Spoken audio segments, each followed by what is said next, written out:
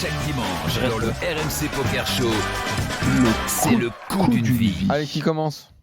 Allez, Yvan. Tu veux y aller ou pas? Commence. Ouais, vas-y. Oui. Moi, c'est un coup que je pense, j'ai souvent repensé après, ouais. Ça m'avait un peu marqué. C'était il y a 2 ans au 6 mix, où on est à 7 left. Donc, ou 8 left. Non, 8 left, je crois, il reste 2 tables. Et j'open dame 10 de carreau au cut-off, je crois. À ce moment-là, j'ai entre 25 et 30 blindes. Donc, je me rappelle plus des mises, mais je veux dire en nombre de blindes. Donc, j'open 2 blindes. Big blind défend. C'est un joueur que je connais pas qui vient d'arriver. Un joueur français type asiatique. Donc, je sais pas du tout comment il joue, je l'ai jamais joué. Il défend et ça vient valet 8, 5 avec valet 8 de carreau. J'ai dame 10 de carreau. Donc là, on est bien. Un bon j'ai flop, ouais. ouais, Ah oui. j'ai tous C'est un peu les ce qu'on est venu chercher. tirages quinte flush, on est bien. Et du coup, je sais bet standard, à peu près 40% pot, je crois. Il colle.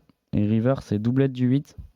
Donc pas la meilleure, ça avantage pas mal sa range. Et ce qui se fait de plus en plus, c'est que Big Blind va lead turn, tu vois, c'est sur un 8. Et là, c'est ce qu'il fait. Donc il mise, je crois, un demi-pot. Bon, là, pour moi, la décision, elle est simple. Je colle et j'attends de... En gros, là, il se polarise à soit un 8, soit un des tirages en dessous. Donc tu bloques 9, les 10, tirages. 9, 7, 6, 7, tu vois, tous ces tirages quintes Ouais. qui ont des ventrales ou quoi. Du coup, je paye et river, c'est une brique, genre un 3. Et là, il fait tapis environ pot. Il me shove peut-être un peu plus que le pot.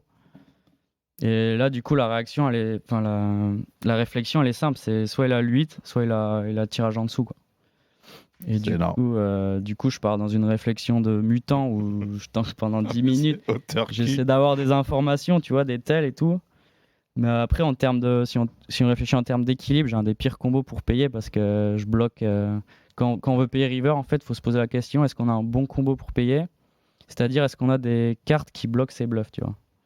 Et genre, moi, avec dame 10 de carreau, ce qui est horrible, c'est que je bloque ses bluffs parce que je bloque 9-10 ou dame X de carreau. Tu vois, je pense qu'il a des flush draws aussi, des flush draws en dessous, des 6 et 7, de carreau, des 3 et 4 de carreau, même peut-être, ou des trucs comme ça. Et ce qui est horrible, c'est que je me dis qu'il peut bluffer avec une meilleure main, en fait.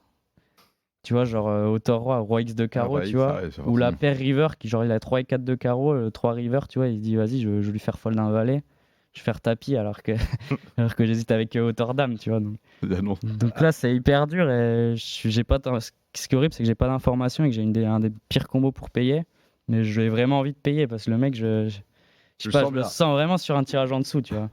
Et tu l'as payé? Alors Et je tank 10 minutes, je finis par fold. Je me dis, si je colle ce combo, je colle toute ma range. En fait, en termes d'équilibre, c'est horrible, tu vois. Genre, je vais coller SI et tout, mais auteur dame, je vais pas. Du coup, je suis à 2 doigts de le faire et tout. Je finis par fold et il me claque 9 et 10 suités pour auteur 9. Oh là là là là. Et là, c'était dur, tu vois. Parce que j'avais un instinct, j'avais un feeling, tu vois. J'avais envie de le suivre.